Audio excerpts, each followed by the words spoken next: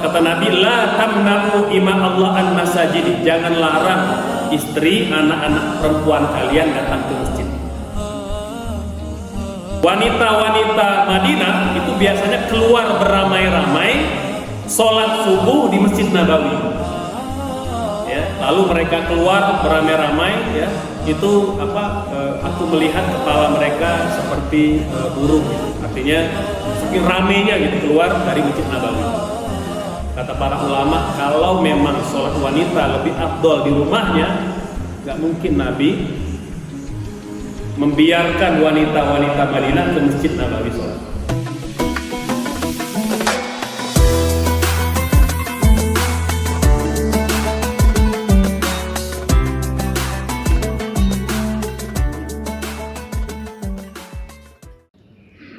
Bismillahirrahmanirrahim.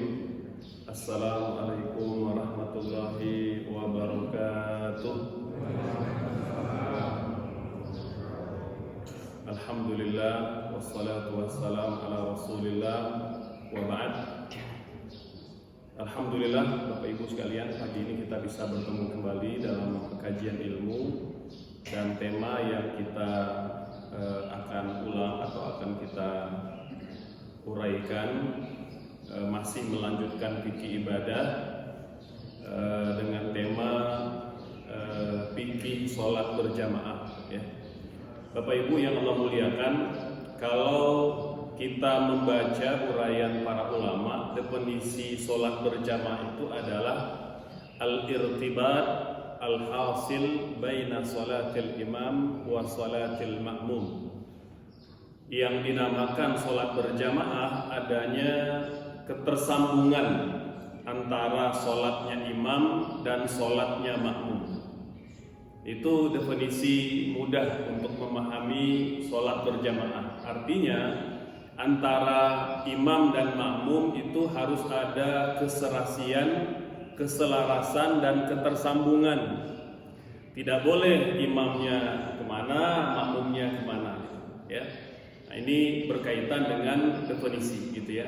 Kemudian yang kedua, sepakat para ulama tanpa ada perbedaan bahwa sholat berjamaah adalah sesuatu yang disyariatkan, sesuatu yang ditetapkan di dalam agama kita, yang tentunya menjadi ibadah kepada Allah Subhanahu wa Ta'ala. Ini diantara dalilnya adalah Quran Surah An-Nisa ayat 102, di mana Allah berfirman, wa idza kunta fihim fa aqamta lahumus shalah. Ini dasar syariat menjalankan ibadah sholat berjamaah. Nah, meski begitu, Bapak Ibu sekalian, para ulama berbeda pendapat tentang status hukum sholat berjamaah, antara pendapat yang mewajibkan dengan yang mengatakan sunnah, dengan yang mengatakan fardu kifayah dan lain-lainnya. Jadi kalau kita petakan, setidaknya di dalam menguraikan sholat berjamaah, ulama punya 4 pendapat, ya. Dan keempat pendapat ini adalah pendapat yang muktabar, yang diakui di dalam fikih Islam, ya. Yang pertama yang mengatakan bahwa sholat berjamaah itu sunnah muakkadah, ya, sunnah yang sangat dianjurkan. Pendapat yang pertama ini pendapat mayoritas ulama sampai hari ini, yang mengatakan bahwa sholat berjamaah itu sunnah muakkadah, sunnah yang sangat dianjurkan. Nah, di antara dasar atau dalilnya, ya, adalah hadis Bukhari Muslim. Nabi bersabda, "Sholatul jama'ati afdal min sholatil fardhi bi 27 darajah." Sholat berjamaah itu lebih afdal daripada sholat sendiri sebanyak 27 derajat. Nah, ini diantara dasar yang menjadikan dalil, ya, menjadi dalil pendapat yang mengatakan bahwa sholat berjamaah adalah sunnah muakkadah. Bapak Ibu, kalau disebut afdal berarti ada yang mafdul, ada yang unggul, ada yang diunggulkan.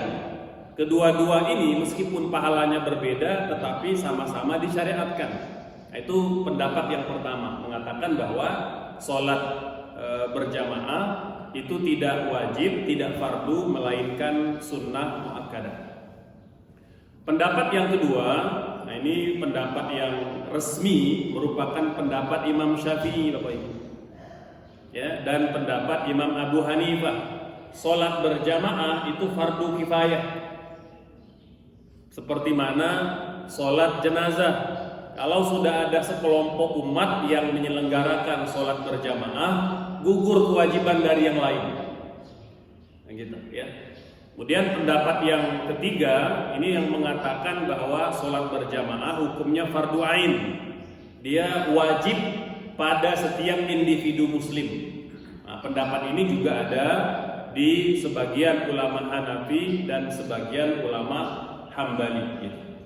Nah, pendapat yang keempat, ini pendapat ulama muasir ya, ulama kontemporer ya, abad ke-18 sampai hari ini, Bapak Ibu sekalian. Ini mungkin di antara pendapat yang paling keras di dalam bab sholat berjamaah ya, yang menyatakan bahwa sholat berjamaah itu syarat sahnya sholat bagi laki-laki. Jadi kalau sholatnya sendiri tidak sah gitu. Ya, ini pendapat yang paling keras di dalam hukum sholat berjamaah gitu ya. Nah, Bapak Ibu sekalian, maka tentu seperti mana yang sering saya sampaikan bahwa dalam masalah khilafiyah ya, kita saling menoleransi perbedaan ya. Mengapa ada perbedaan? Jawabannya ada kemudahan.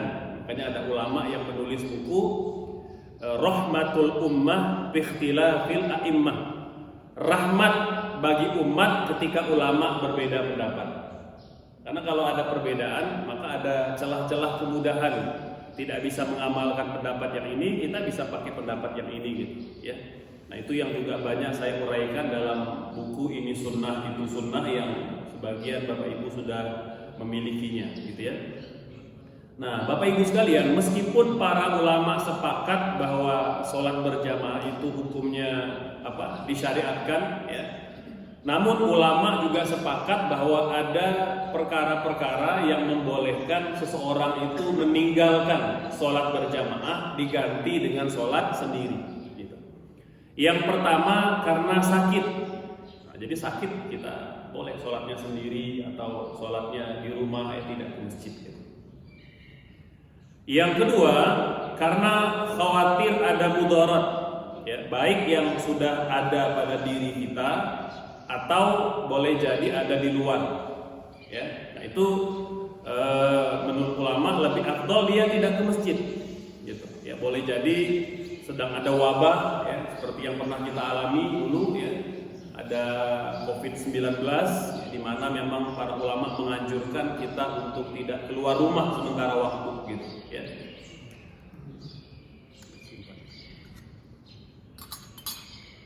Berikutnya termasuk pada poin yang kedua ini, kalau kita yang sakit, maka jangan sampai kita menularkan pada orang lain, karena Nabi bersabda, la dororo wala dirar, tidak boleh membahayakan diri sendiri dan tidak boleh membahayakan orang lain.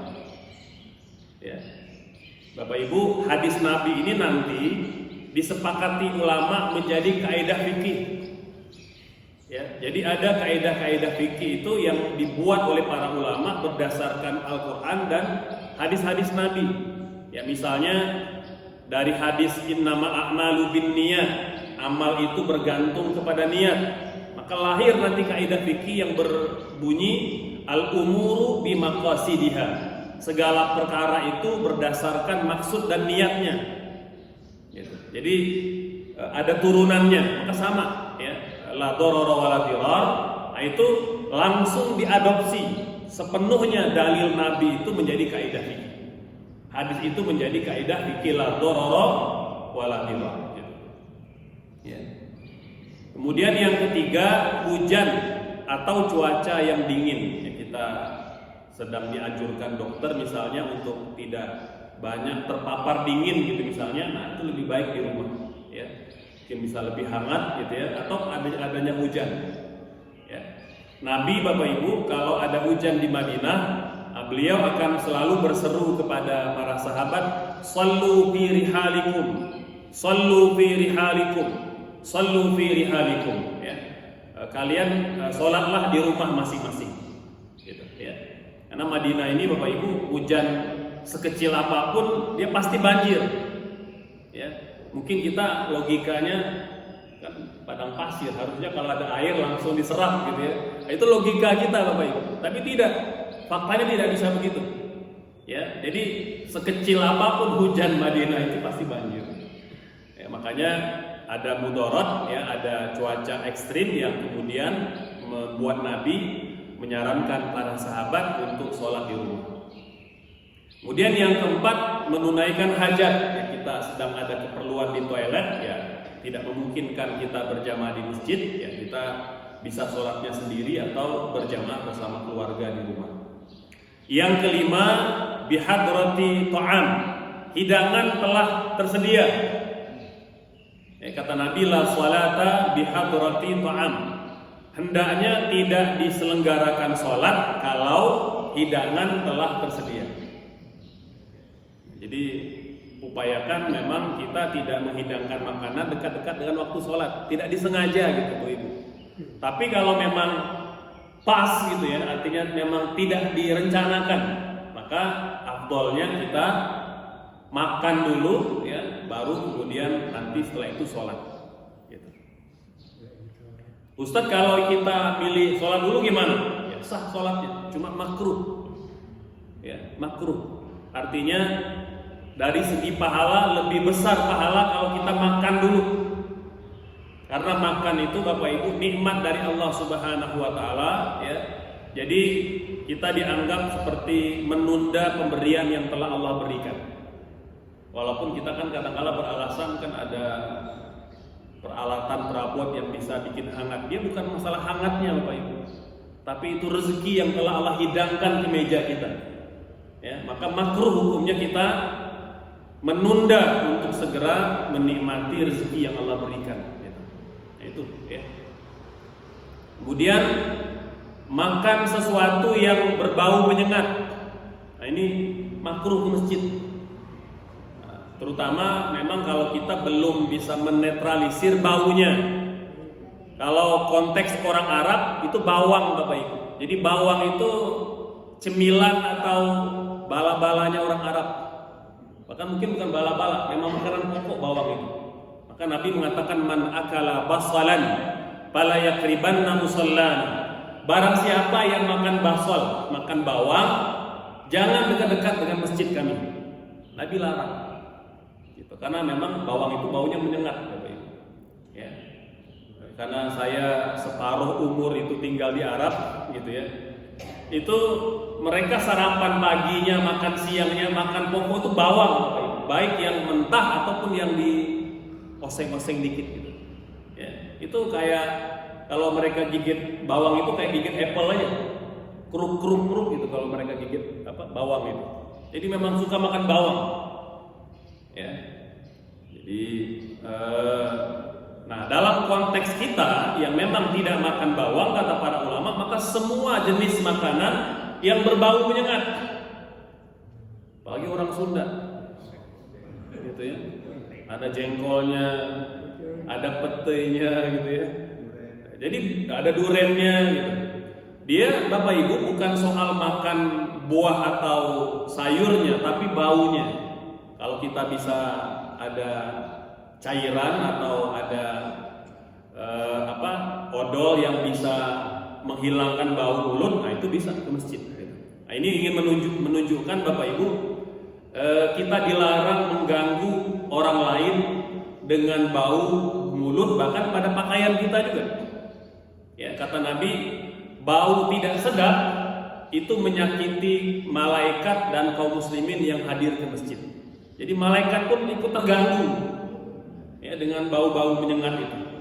Makanya kita disarankan kalau ke masjid ya badannya dikasih minyak wangi, ada parfumnya gitu ya. Nah, ini adab dan etika ketika kita ke masjid. Jadi mohon maaf Bapak Ibu, kalau kita baru habis olahraga berkeringat itu jangan langsung ke masjid. Ya kalau memang kita tidak ada pakaian ganti, ya mungkin ya melipir dulu lah sebentar di selasar itu sampai keringatnya kering gitu ya. Nah, baru kita masuk gitu. Ya, itu lebih afdal Bapak Ibu. Meskipun mungkin kita tidak bisa bergabung sejak awal sholat berjamaah karena makruh. Makruh kita datang dalam kondisi mohon maaf badan yang berbau, mulut yang berbau, itu makruh. Ya. Jadi makanya kan dalam Islam itu Bapak Ibu disarankan bersiwak. Ya. Nabi bahkan sangat menekankan, kata beliau, laula an asyqa ala ummati la amartuhum bisiwaki inda kulli shalah. Kalaulah tidak memberatkan umatku, aku perintahkan mereka, kata Nabi, aku wajibkan mereka bersiwak setiap kali mau sholat. Jadi poinnya adalah jangan sampai bau mulut kita tatkala kita baca Al-Quran, baca ayat di dalam sholat, ya, baca tasbih, zikir itu mengganggu orang lain. Ya, Masya Allah. Jadi Islam itu sangat menekankan kepada kebersihan. Jangan sampai ada bau-bau yang tidak sedap, Bapak Ibu. Ya. Selanjutnya, terkurung, terjebak di suatu tempat. Nah, ini boleh tidak sholat berjamaah. Ya, misalnya kita ada banjir bandang, alhamdulillah gitu ya. Kita tidak memungkinkan untuk datang ke masjid, maka sholat di tempat yang aman. Kebutaan, cacat dan lumpuh. Nah, ini juga tidak diwajibkan atau tidak ditekankan untuk melakukan sholat berjamaah ke masjid. Ustadz, kan ada hadis tentang orang buta yang ditanya Nabi, kamu dengar gak azan? Kalau dengar, kamu ke masjid. Nah, Bapak Ibu, kata para ulama, hadis ini kita letakkan dalam konteks Madinah. Madinah itu jalannya luas gitu ya, tidak banyak selokan gitu, atau tidak ada selokan gitu. Kalau kita kan mungkin setiap gang itu ada selokan, maka berbahaya kalau orang buta yang tidak mengerti jalan itu bisa celaka gitu ya. Sehingga kata para ulama, jika memang tidak memungkinkan, maka orang buta atau yang memang tunanetra lebih afdol sholat di rumah. Nah, jadi tidak ditekankan berjamaah. Kemudian sudah lansia, sudah tidak kuat untuk jalan, jangan memaksakan diri, Bapak Ibu. Ya, jangan memaksakan diri. Tidak berdosa kok kalau kita sholat di rumah dalam kondisi memang sudah tidak kuat secara fisik. Gitu. Nah, kemudian Bapak Ibu, ini yang ke-10. Kata Syekh Wabazwaili, imam yang bacaannya terlalu panjang itu boleh bagi makmum atau orang muslim sholatnya di rumah tidak berjamaah. Nah, ini sekaligus teguran ini kepada para imam. Jadi nggak boleh bacaannya terlalu panjang melebihi kemampuan dan kebiasaan.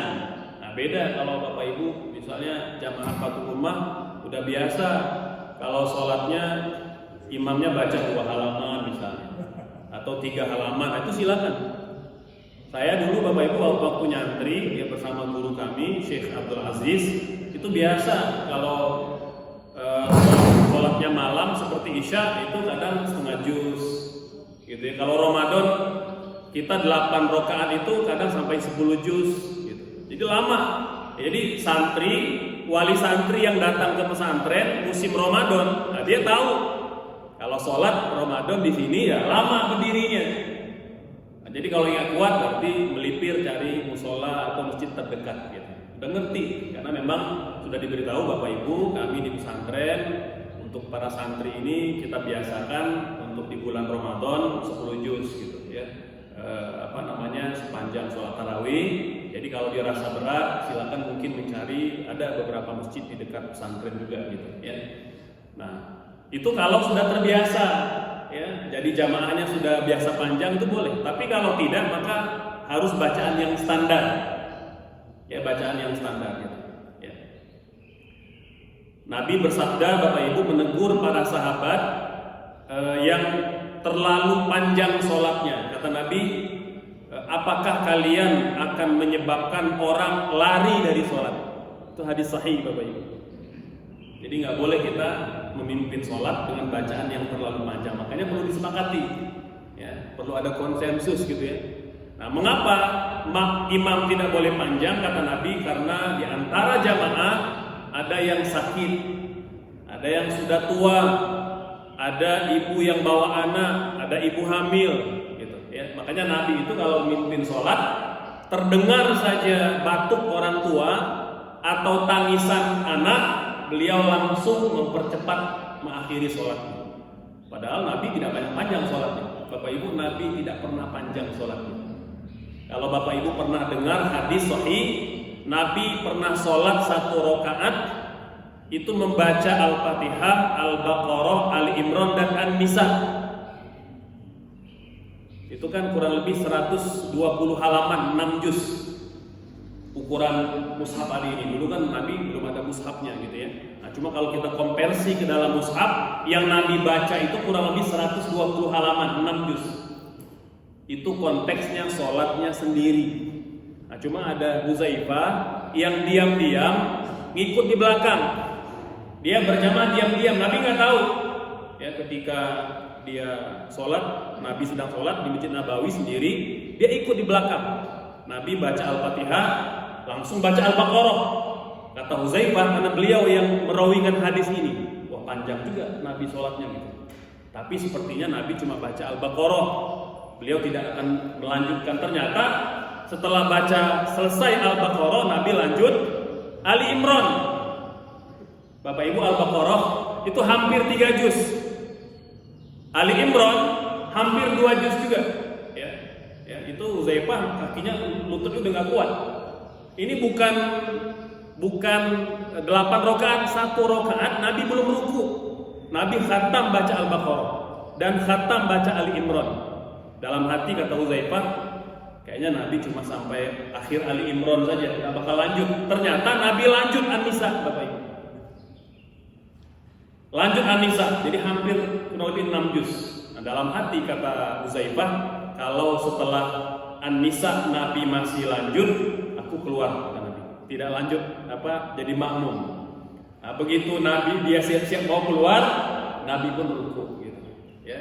Nah, itu Bapak Ibu konteksnya Nabi sholat panjang, sholat sendiri.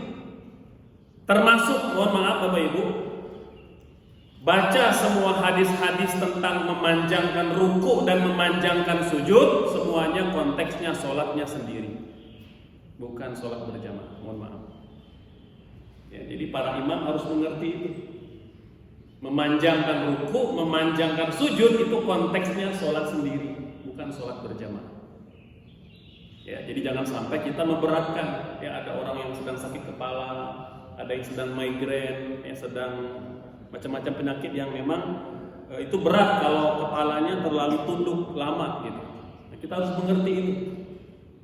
Ya, jadi mohon maaf, nauzubillah ya. Semoga juga bukan menjadi ajang pamer gitu. Ya, kan kadang-kala kita ini kalau sholatnya sendiri singkat ringkas gitu. Tapi kalau jadi imam kok bisa jadi lama gitu.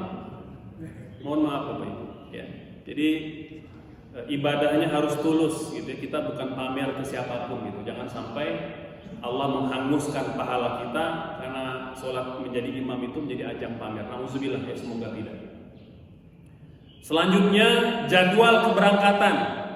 Ya, ini baru azan. Kereta mau berangkat atau travel udah mau nyampe rumah. Nah, udah kita langsung sholat di rumah atau sholat sendiri. Ya. Nah, termasuk Bapak Ibu kalau kebagian imam sholatnya di stasiun atau di bandara jangan panjang-panjang. Kasihan yang lain lagi menunggu keberangkatan. Ya, saya pernah itu dulu kan karena masih bolak-balik ke Jakarta itu naik kereta api subuh. Itu kan Bapak Ibu kereta jam 5. Itu kadang-kala ada imam itu masya Allah. Ya, mungkin saking semangatnya rakaat pertama baca Al-Ma'arij, rakaat kedua baca Nuh, Bapak Ibu. Itu kan panjang sekali. Ya, kalau bacaannya tartil nggak apa-apa, ini bacaannya masya Allah. Ya, jadi napasnya pendek, suruhnya panjang. Gitu. Ya.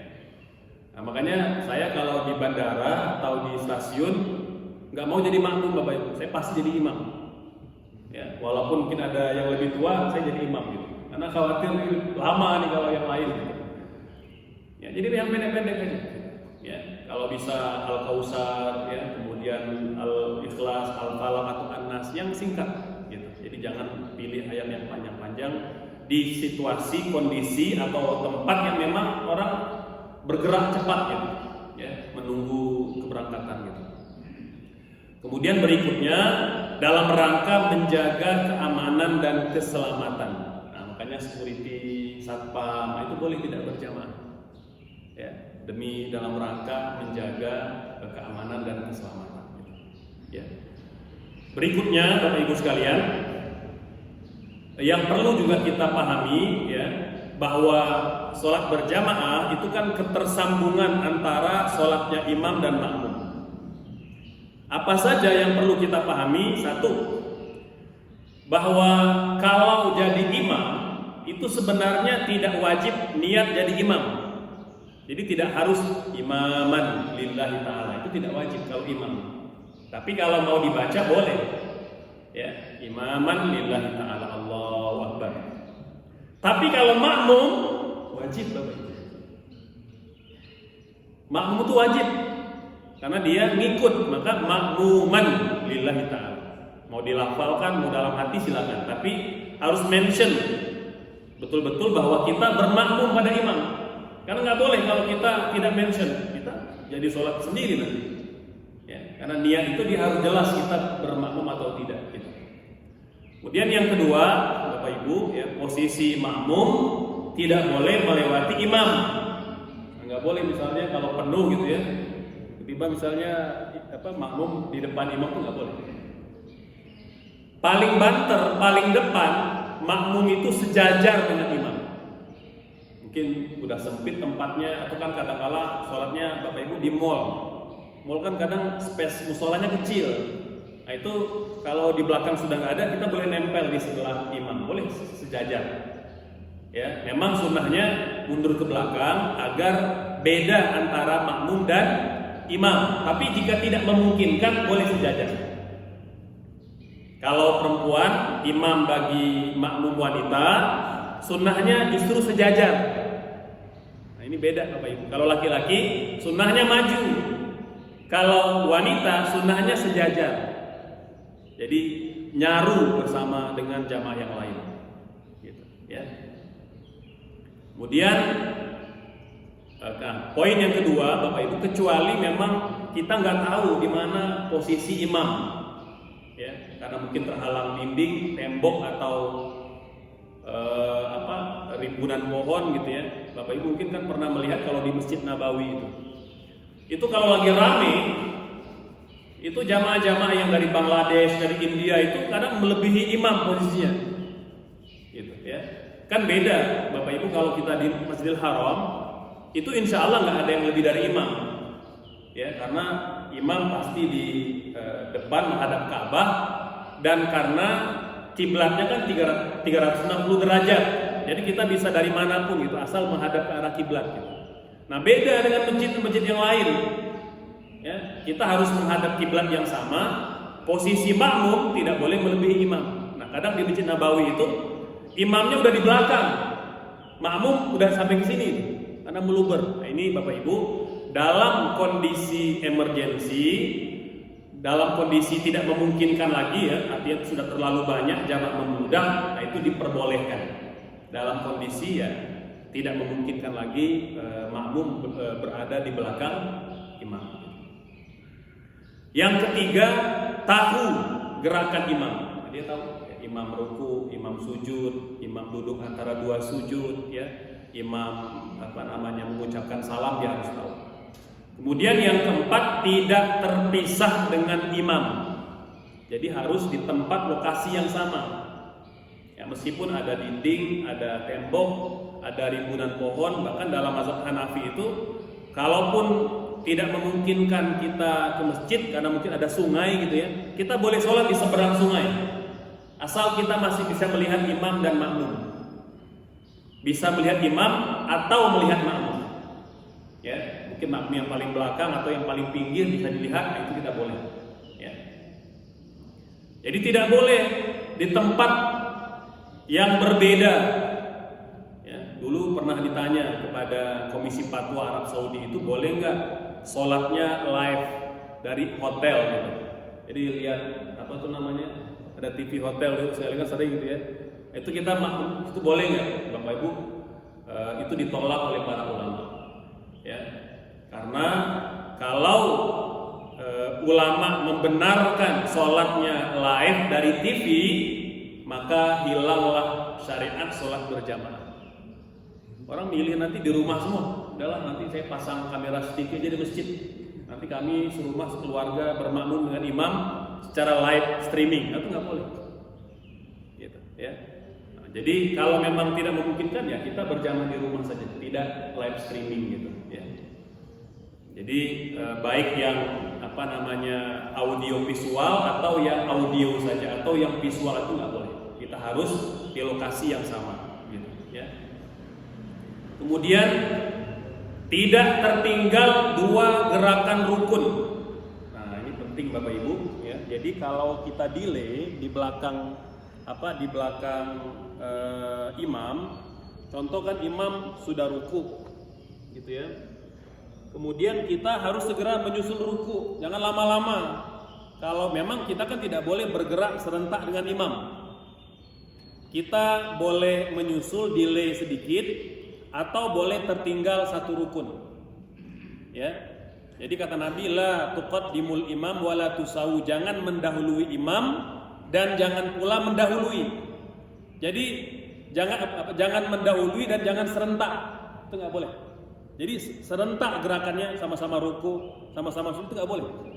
Harus delay Bapak Ibu. Tapi delaynya pun maksimal 1 rukun aja. Tidak boleh sengaja tertinggal 2 rukun.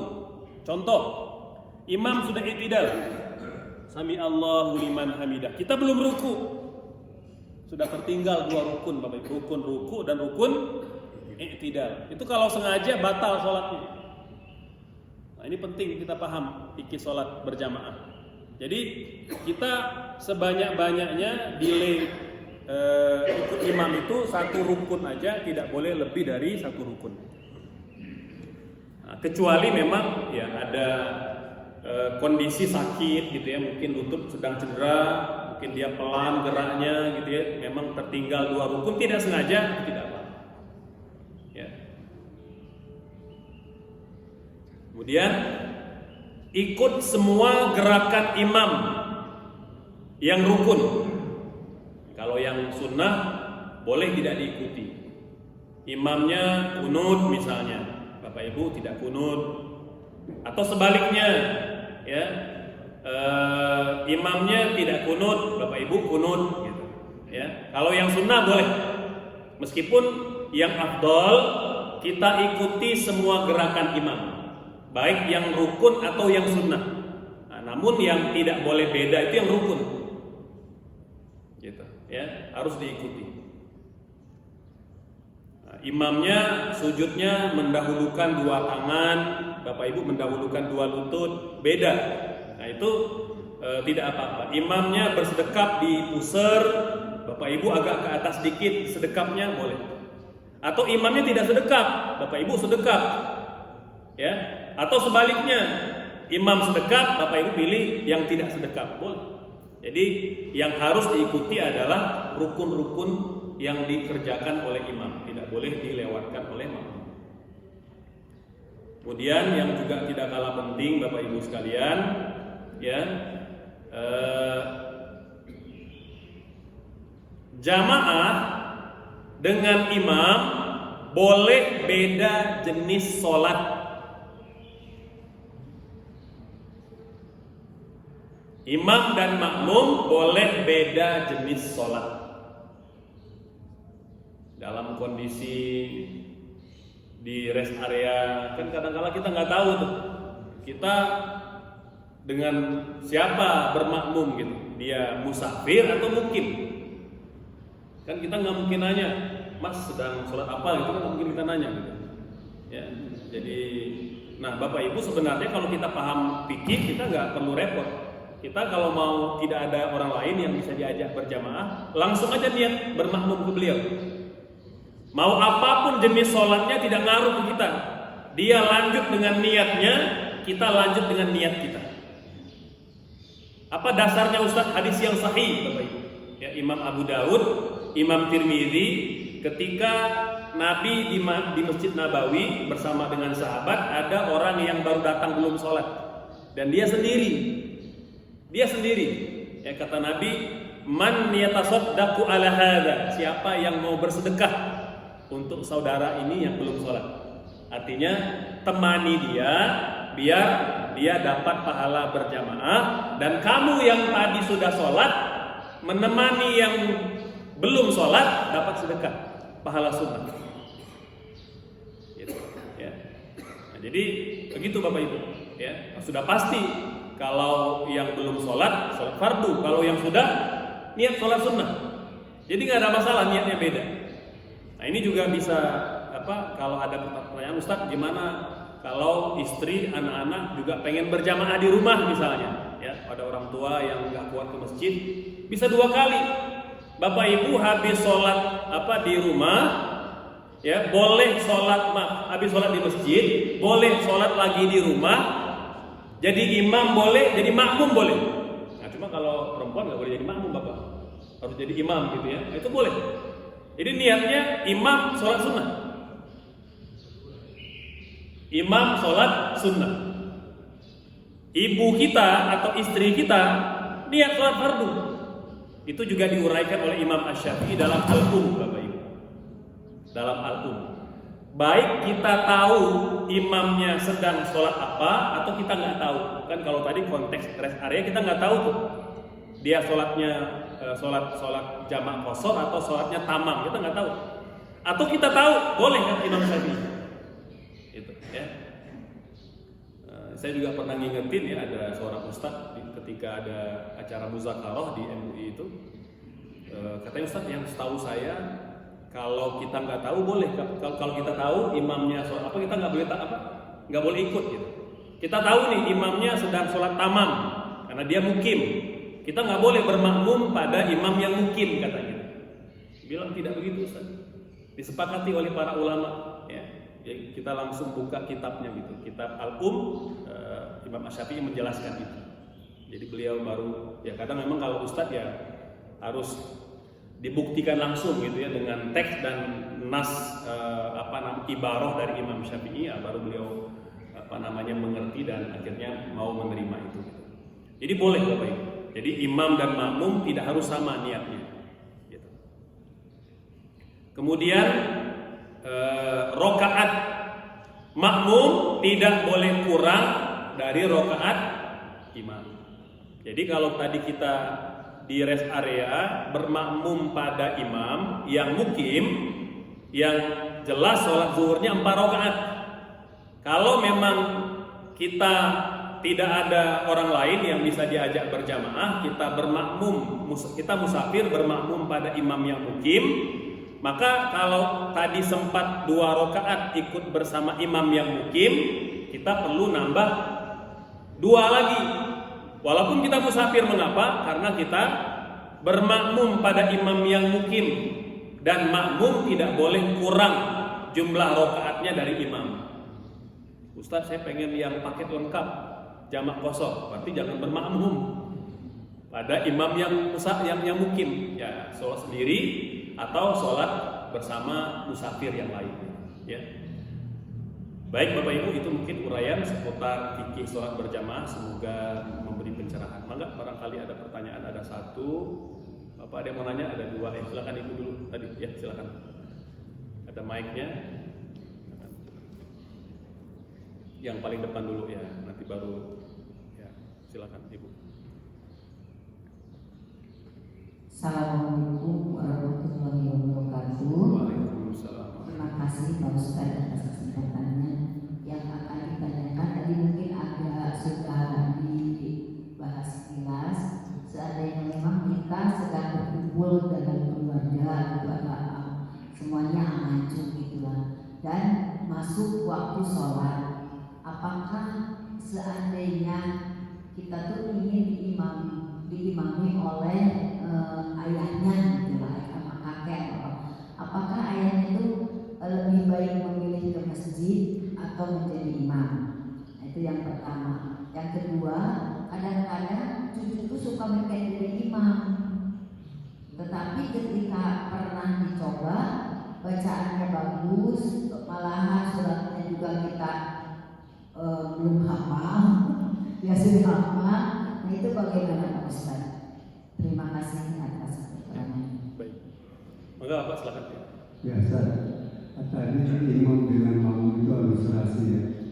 Nah, gini Ustaz, kalau misalkan kita jadi makmum, kemudian ini dalam sir ya Pak Ustaz, jadi tidak dikatakan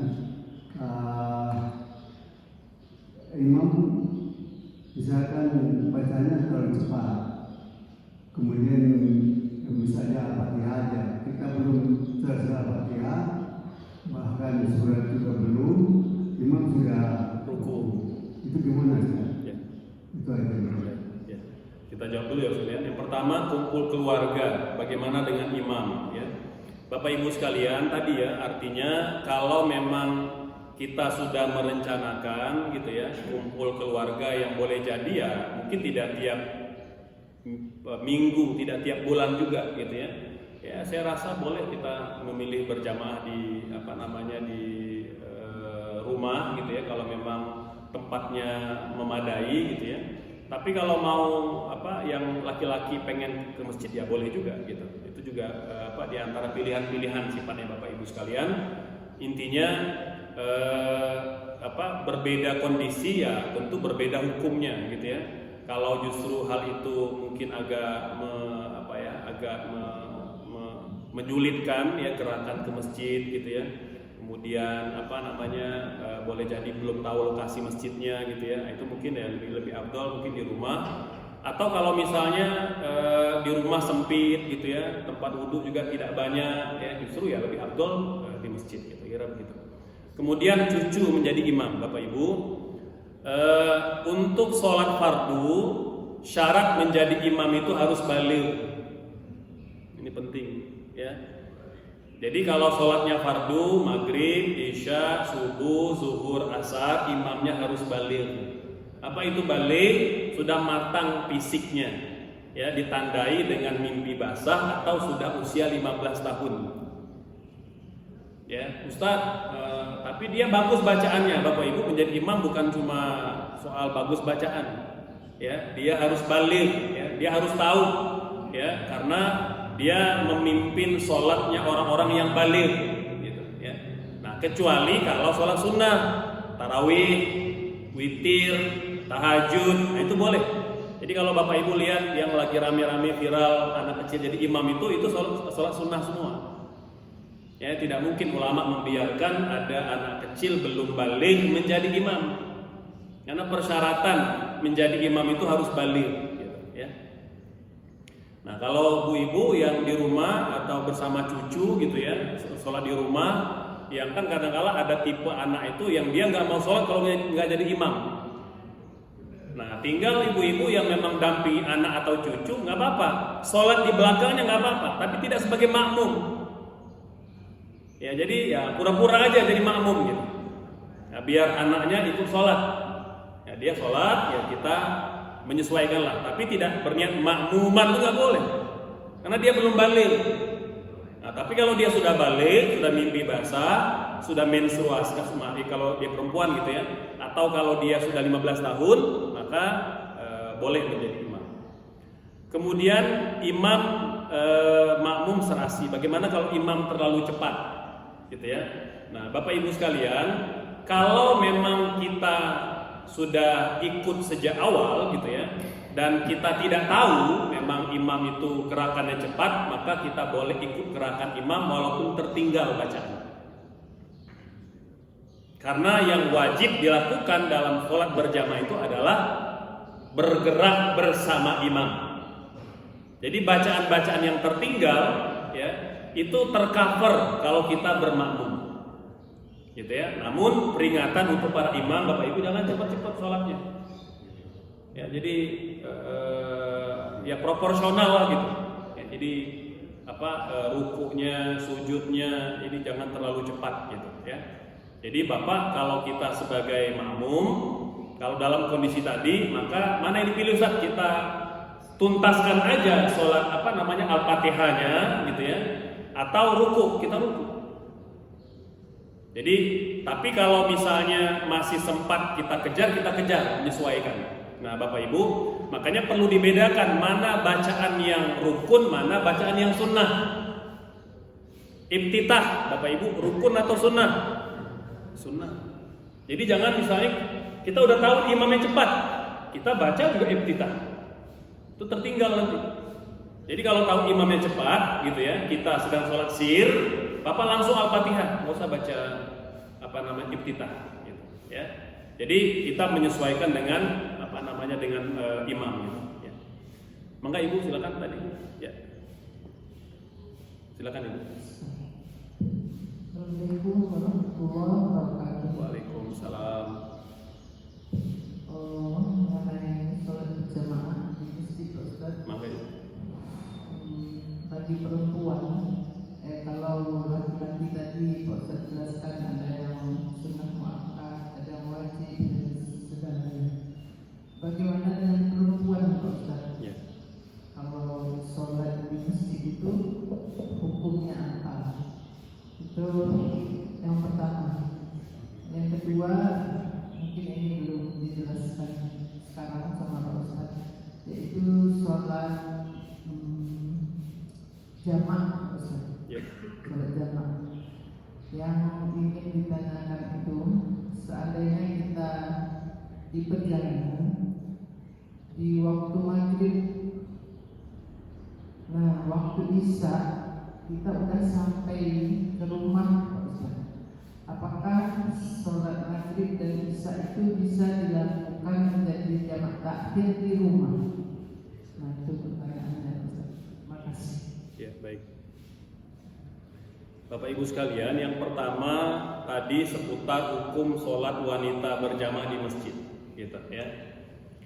Mungkin muncul pertanyaan seperti ini karena kita sering mendengar sholat wanita itu lebih afdal di rumahnya, gitu ya. Namun Bapak Ibu, berkaitan dengan sholat wanita di masjid itu bukan cuma hadis itu, ya. Jadi para ulama itu ketika menyampaikan satu hukum, dia baca semua hadis dalam bab yang sama, ya, agar dia bisa memandang dari semua sisi, gitu ya. Maka untungnya kita kalau memang tidak punya ilmu, ya kita taklid pada ulama, gitu ya.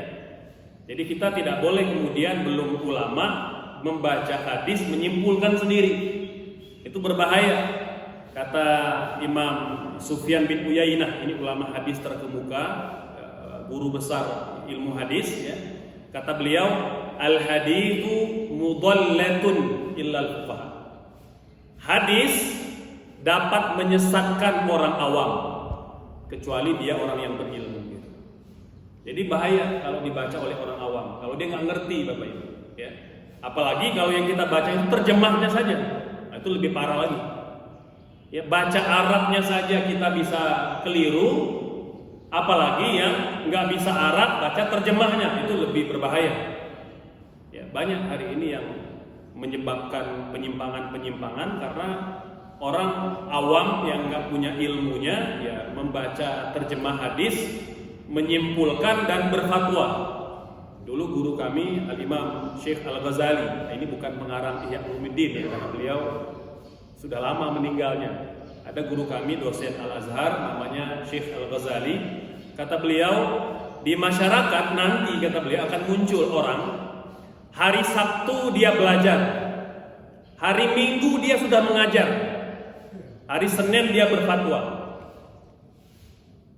Jadi 3 hari, Bapak Ibu, 3 hari kata beliau, nanti ada orang hari Sabtu dia baru mulai belajar, hari Minggunya dia sudah mengajar, hari Senin dia sudah berfatwa bicara hukum.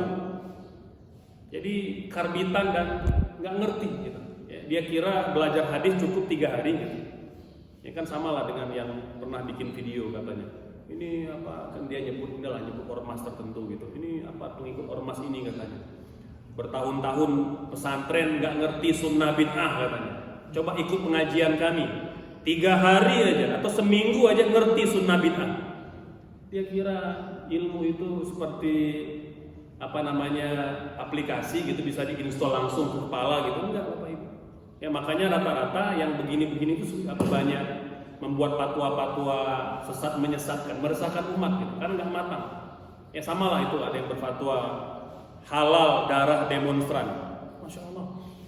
Dia kira darah kambing itu atau darah ayam itu bisa ditumpahkan sesuka hati gitu. Ya ini akibat ketika tadi ya belajarnya hari Sabtu, mengajar hari Minggu, Senin berfatwa. Ya Bapak Ibu, Imam Malik itu masya Allah. Ya jangan ditanya ilmunya. Beliau ketika ilmunya telah matang menjadi ulama besar di Madinah, ditanya oleh masyarakat, wah Imam kami minta fatwa. Kata beliau, saya tidak akan berfatwa sampai 70 ulama senior merekomendasikan saya. Ya, ma'aftaitu hatta yashhaduna li sab'una anni ahlan lidzalik. Saya tidak akan berfatwa sampai 70 ulama Madinah merekomendasikan saya memang layak berfatwa. Lalu kata masyarakat, bagaimana kalau mereka tidak merekomendasikan? Saya tidak akan berfatwa sampai saya mati. Imam Malik ya, padahal bertahun belajar puluhan tahun. Ini ada orang belajar pesantren kilat pula. Ya, pesantren kilat seminggu gitu, sudah sudah menyalah-nyalahkan ulama, kiai, ya, ustadz gitu. Jadi ilmu karbitan ya begitu sekalian ya. Maka tadi ya ini saya sampaikan agar kita mengerti bahwa dalam menyampaikan hukum itu para ulama akan mengcompare dengan beberapa hadis ini. Nah, gitu ya. Nah, bagaimana tentang hadis sholat wanita berjamaah? Baca hadis yang lain, hadis yang sahih, hadis Bukhari juga ada.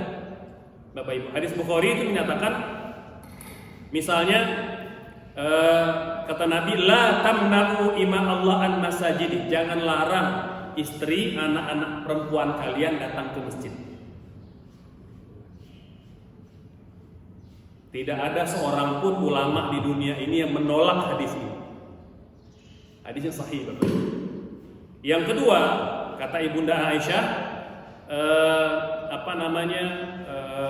wanita-wanita Madinah itu biasanya keluar beramai-ramai sholat subuh di Masjid Nabawi. Ya, lalu mereka keluar beramai-ramai, ya, itu aku melihat kepala mereka seperti burung gitu. Artinya saking ramenya gitu keluar dari Masjid Nabawi. Kata para ulama, kalau memang sholat wanita lebih afdol di rumahnya, nggak mungkin Nabi membiarkan wanita-wanita Madinah ke Masjid Nabawi sholat. Ya, dan lihat hari ini Bapak Ibu, Raudhah apakah untuk laki-laki aja Ibu? Nah, kan katanya lebih afdol di rumah gitu. Nah, kira begitu. Jadi itu yang kita perlu pahami Bapak Ibu sekalian. Tapi apakah hadis sholat wanita itu lebih afdol di rumahnya? Salah? Tidak salah. Tapi ada konteksnya. Kata para ulama, kapan wanita itu lebih afdol di rumahnya? Kalau ke masjid lebih banyak ngegosipnya. Lebih banyak ngerobrolnya gitu, ya.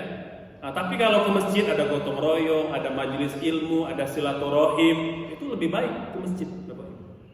Ya. Nah, tentu nanti ada adabnya, misalnya tidak dandan menor. Kan ada juga orang yang kalau ke masjid menor banget dandan, itu nggak boleh.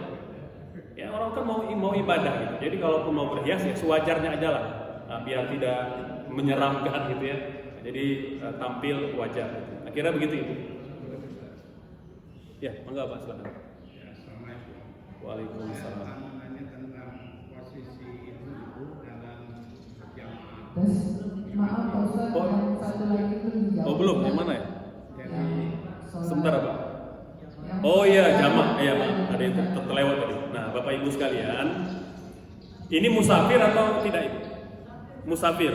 Oke. Nah Bapak Ibu sekalian, kalau kita musafir, ya gerakan yang durasi atau waktunya pendek lah ya, 1 hari 2 hari gitu ya, 3 hari.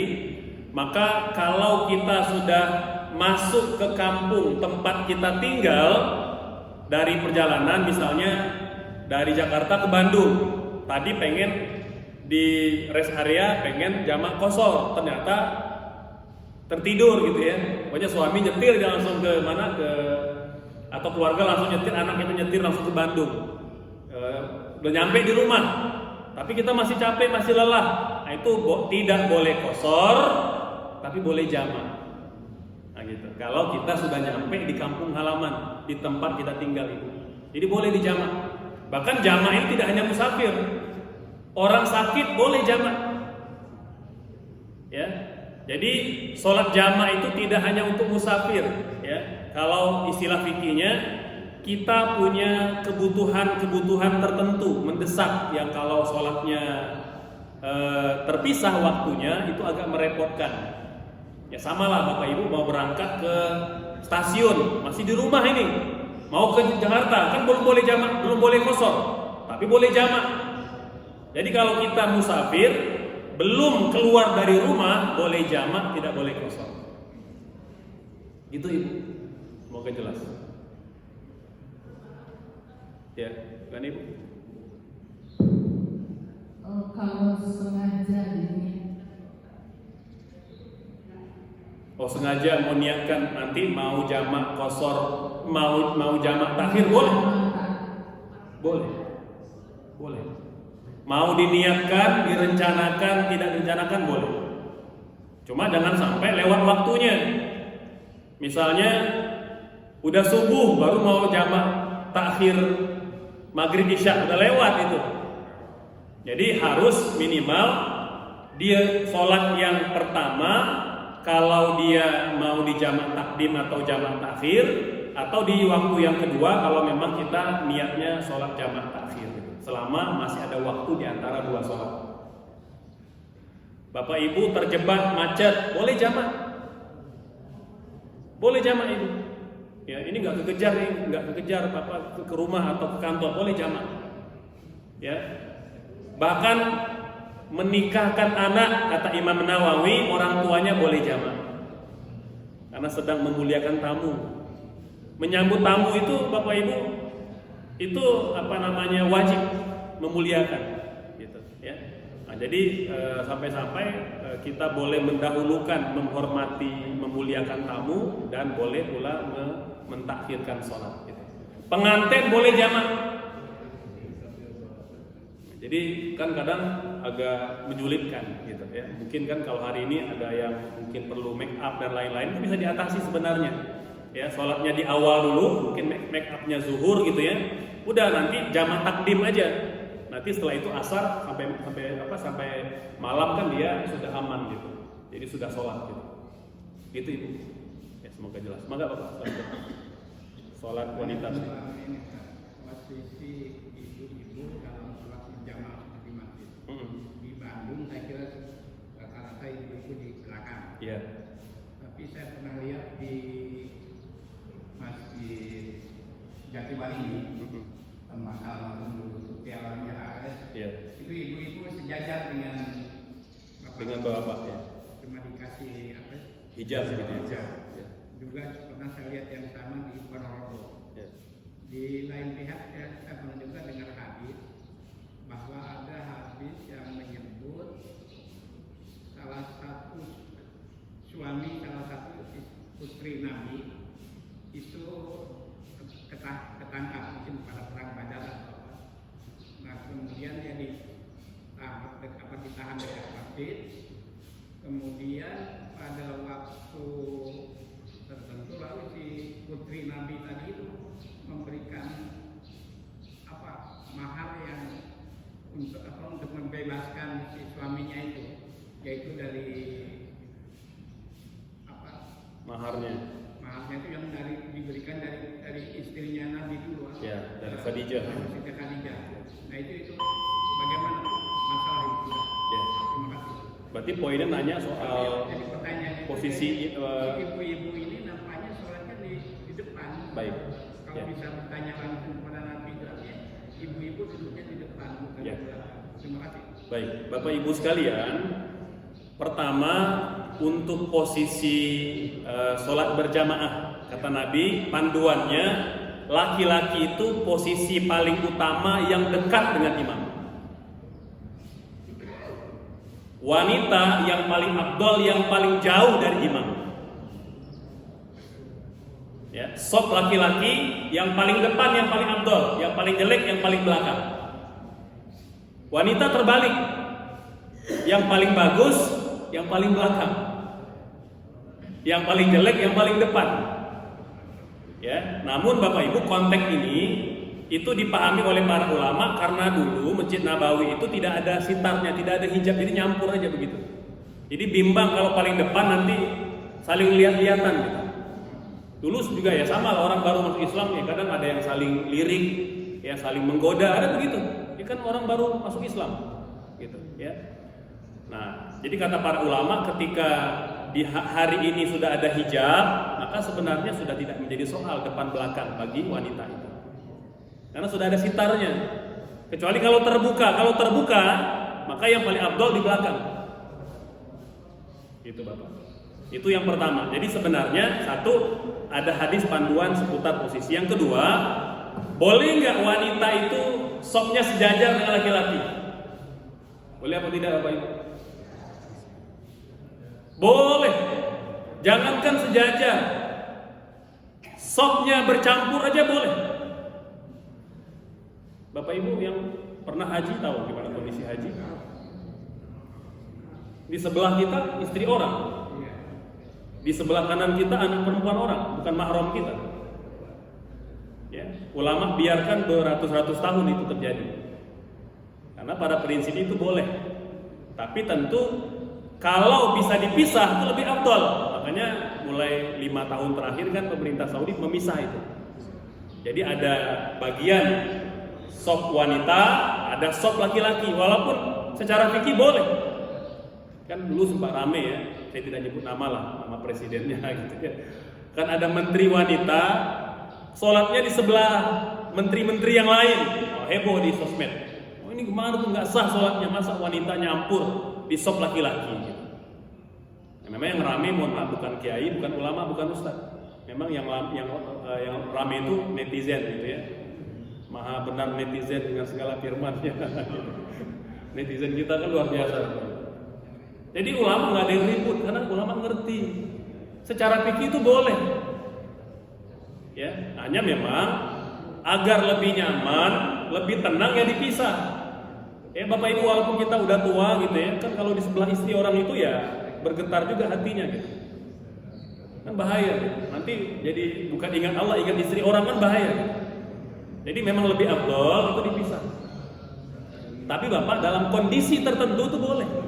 Ini contoh ya, ini belum lama, misalnya ada kasus di mana tuh, di mendaki gunung. Itu kan puncak kan kadang-kadang space-nya kecil Bapak Ibu. Itu kadang-kadang ada tuh, tolong yang perempuan ini minggir, ini laki-laki di sini, jangan nyampur sopnya gitu. Padahal itu pinggirnya tebing, gelap gitu ya. Jadi padahal boleh, juga kalau harus nyampur nggak ada masalah, yang penting jangan gandengan aja gitu.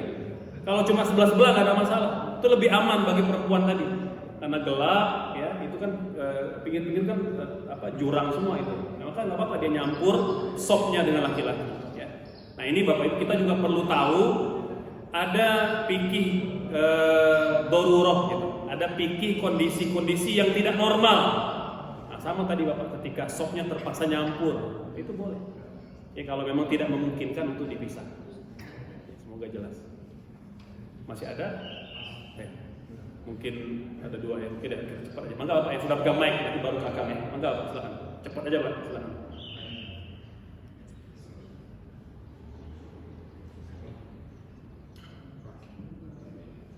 Baterainya habis ya. Assalamualaikum warahmatullahi wabarakatuh. Waalaikumsalam. Masih terkait dengan sholat berjamaah. Yang pertama ini kasusnya di Masjidil Haram, yaitu pada saat sholat Jumat berjamaah dan pada saat sholat tarawih. Pada saat itu suasananya memang jamaahnya boleh dikatakan sangat luar biasa padat. Dan kebetulan menginap itu adalah di dekat jendela dan melihat rombongan jamaah yang sedang sholat jamaah di bawah. Lalu ada pendapat kita boleh mengikuti imam dengan sholat di tempat kita menginap tidak perlu turun ke Masjidil Haram. Ini bagaimana hukumnya? Itu yang pertama.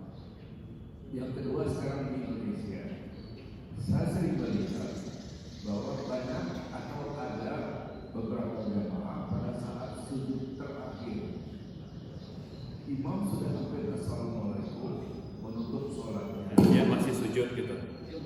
Oke, baik. Dapat poinnya. Baik, Bapak. Langsung singkat aja kan? Ya.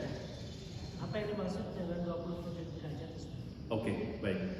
Bapak Ibu sekalian, yang pertama tentang sholat di hotel tidak turun tapi melihat imam. Bapak Ibu, ini hanya boleh dalam kondisi darurat, sakit, sudah tidak kuat jalan gitu ya. Itu pendapat Imam Abu Hanifah, selama kita bisa melihat langsung, melihat imam atau melihat makmum yang memang nyambung sholatnya dengan imam dalam kondisi darurat. Tapi kalau bapak sehat, segar, bisa jalan, itu lebih afdal. Jadi tidak berlaku konstan dalam semua kondisi. Nanti nggak ada yang sholat ke masjid, bapak. Semua milih di hotel, nyari hotel yang ada view haramnya gitu. Mana jemaah nggak ada di masjid, itu semua di hotel, kan jadi hilang syariat sholat berjamaah gitu. Nah, kira begitu bapak, ya. Nanti sudah tidak perlu sholat tahiyatul masjid, hilang banyak kebaikan yang hilang gitu. Jadi kata para ulama, ijtihad itu tidak boleh membatalkan syariat, tidak boleh mengorbankan syariat gitu. Ya, itu satu. Yang kedua tadi oh iya, itu yang nggak boleh bapak ibu sekalian. Jadi sudah tertinggal banyak rukun itu dia. Karena kan rukun ketika duduk itu kan ada baca tahiyat, ada baca sholawat, dia masih sujud. Ya, maka sudah tertinggal. Kalau sengaja batal sholatnya. Jadi mohon maaf bapak ibu sekalian, tadi kalau mau panjang rukuk sujud itu konteksnya sholat sendiri, bukan berjamaah. Baik imam atau makmum, peringkas kita ikut gerakan imam. Imamnya duduk, langsung duduk.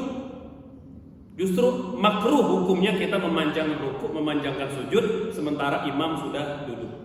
Gitu bapak. Ya. Kemudian apa maksud 27 derajat itu pahala? Gitu ya.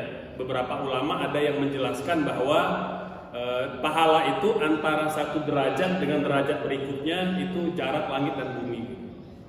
Ya, ada banyak uraian seputar itu. Intinya itu pahalanya besar dan hanya Allah yang mengetahui rinci dan detail-detailnya. Hanya memang seperti mendapat pahala 2 bukit Uhud, ya. Mendapat diampuni dosa sebanyak buih di lautan. Itu untuk menunjukkan betapa banyak dan besarnya rahmat yang diberikan oleh Allah Subhanahu wa taala. Baik Bapak Ibu, kita cukupkan kajian pada pagi ini, semoga bermanfaat. Barakallahu fikum. Wassalamualaikum warahmatullahi wabarakatuh.